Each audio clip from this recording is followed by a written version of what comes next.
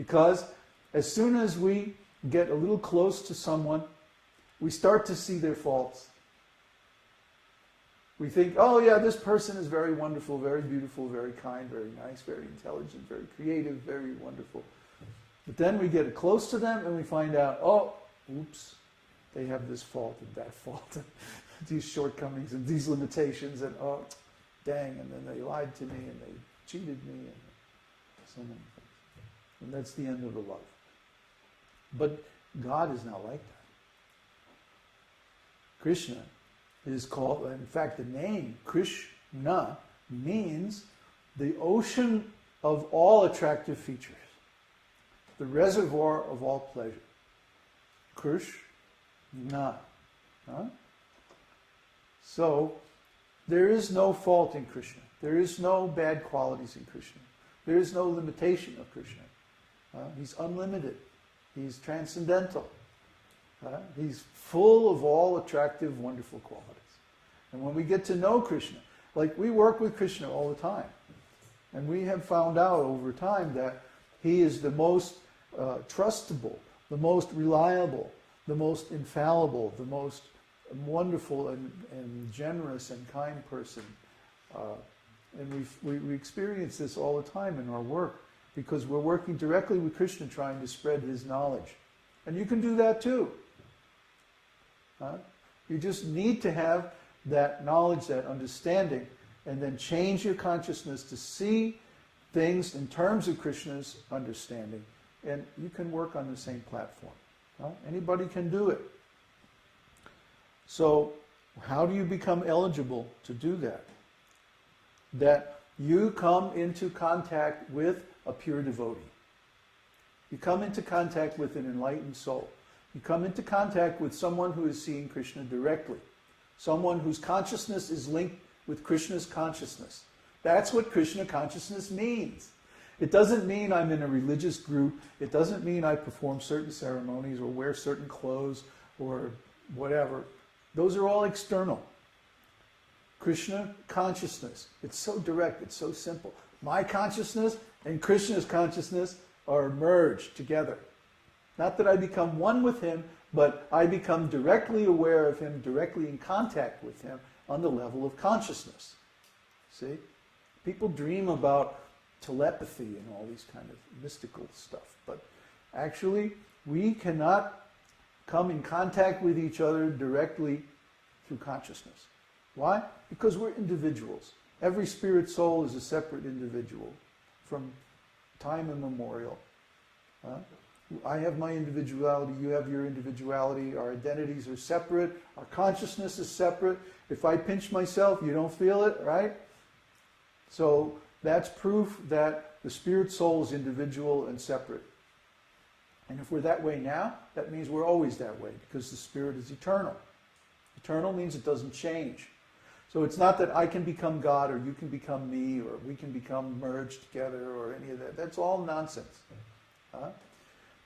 But what can happen, because God is our source, is that we can contact God directly through consciousness.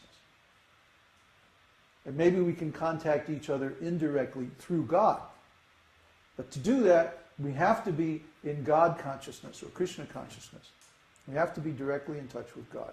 And because God is in our hearts, because he's the source of emanation of the soul, because he's the ocean of consciousness and we're the drop, we can be directly in touch with God. And this is Krishna consciousness. This is yoga. Yoga comes from the word yukta, which is the same word that's also used to describe like hitching a horse to a cart or something like that, where they're connected. So when we're connected with God, we're in Krishna consciousness. Yogo yukta prasanatma. Nasochati nakangshati. When we are in this consciousness, united with God through yoga, then there's no desire and no lamentation. Nasochati nakangshati. Everybody in this world is separated from their object of their desire. Therefore, they're either desiring because they don't have what they want, or they're lamenting because they had it and they lost it. That's this material world. Past, present, and future. Desirable things in the past are a cause of lamentation. Desirable things in the future are a cause of lust. And lust burns like fire. The more lusty, the more desires we have, the more we're suffering, the more miserable we are. So, when we give up this desire and lamentation and simply become connected with God, the source of all pleasure, in the present time, and we fall in love with God, then Krishna consciousness. And that means we're always in pleasure, we're always in love. We always are experiencing aesthetic ecstasy. What is love? It's aesthetic. Aesthetics means I see this person and they're very beautiful and they have all these nice qualities. Oh, I'm so attracted. So when we discover God, when we meet God face to face, we get to experience these wonderful qualities directly. So we're in love. But there's nothing bad about God to make us fall out of love. So we always stay in love, and that love becomes deeper and deeper, more and more satisfying over time. That's Krishna consciousness. It's eternal. There's no beginning and no end. Simply we have forgotten it. We got distracted. We started looking out through the senses and we forgot. We're small, we're limited, we're very weak and not very smart. So we forget. So we're here to remind you. This is the real life. This is the real consciousness. To always be in love with God. So basically there are 3 stages of this devotional service. The neophyte stage, the intermediate stage, and the advanced stage. Or the offensive stage, the clearing stage, and the perfect stage. In the beginning, because of our ignorance, because of our offenses against God, we are in a state of impure consciousness, mixed consciousness. We have some spiritual consciousness, but we still have a lot of materialistic attachments and materialistic activities and stuff like that. So this is called the offensive or neophyte stage. Then, when we come into contact with a bona fide spiritual master, and we realize what the actual standard of purity is, the actual standard of knowledge is, and we start on the path to cleanse ourselves of all these impure things. That's called the medium stage, madhyama. Madhyam means in the middle, medium stage. Or the clearing stage, in which we purify ourselves from all this nonsense.